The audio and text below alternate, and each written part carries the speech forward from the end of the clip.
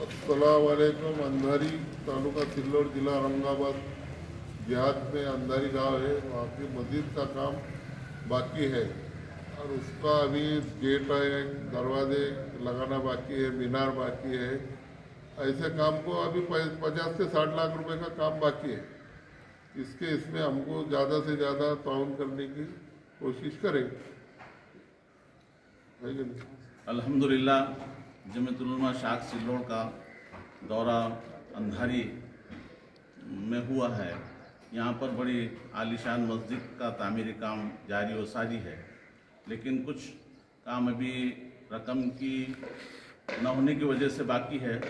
हम जमीयतुल उलमा शाख सिल्लोड की पूरी टीम इसकी अपील करते, गुजारिश करते हैं कि इस अंधारी मुकाम जो छोटा मुकाम है, यहाँ पर मुसलमानों की आबादी भी कम है और उसके लिहाज से ये मस्जिद बहुत आलीशान और ज़्यादा खर्च की मस्जिद है। मतलब इसमें ज़्यादा लागत लगने वाली है, तो इसका भार उठाने के लिए यहाँ के लोग जो है तो अवेलेबल नहीं है।